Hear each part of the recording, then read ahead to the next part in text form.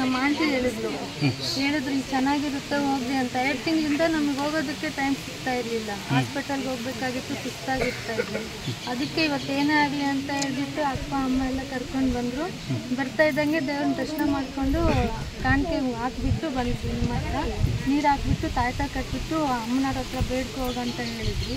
ಬೇಡ್ಕೊಂಡೆ ಬಂದ್ಬಿಟ್ಟು ನೀವು ಸೇವೆ ಮಾಡ್ತೀನಿ, ಬಂದಾಗೆಲ್ಲ ಕಸ ಹೊಡೆದ್ಬಿಟ್ಟು ಮತ್ತು ರಂಗೋಲಿ ಹಾಕ್ತೀನಿ, ನನ್ನ ಜೀವ ಇರೋವರೆಗೂ ಬರ್ತೀನಿ, ಬೇಡ್ಕೊತೀನಿ. ಇದು ದೇವಸ್ಥಾನದಲ್ಲಿದ್ದರೆ ನನಗೆ ಮೇಲ್ ಮಾಡಿಲ್ಲ ಅಂತಂದರೆ ನಿಲ್ಲಿಲ್ಲ ಅಂತಂದರೆ ಕೈ ಬಿಡು ಅಂತ ಬೇಡ್ಕೊಂಡು ಬಂದ್ಬಿಟ್ಟು ಒಂದು ಸ್ವಲ್ಪ ಹೊತ್ತು ಕುತ್ಕೊಂಡೆ. ಅಮ್ಮ ಇನ್ನು ಹೋಗೋಣ ಅಂತ ಹೇಳಿಬಿಟ್ಟು ಬಿಟ್ಟು ಕೈ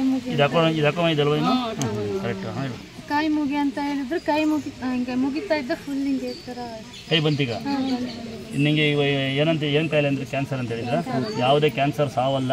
ನಿಮ್ಮ ಭಯ ದಯವಿಟ್ಟು ಹೆದರಿಕೆ ಮಾಡಿ, ಏನೂ ಆಗಲ್ಲ, ಹುಷಾರಾಗ್ತದೆ. ಇದು ಗಂಧ ಕುಡೀರಿ, ಬೇವಿನ ಕಡೆ ರಸ ಕುಡೀರಿ, ದಯವಿಟ್ಟು ಬಿಸಿಲ ಓಡಾಡಿ, ಎಲ್ಲಡಿಕೆ ಹಾಕೊಳ್ಳಿ, ಅಮ್ಮನ ತೀರ್ಥ ಕುಡೀರಿ.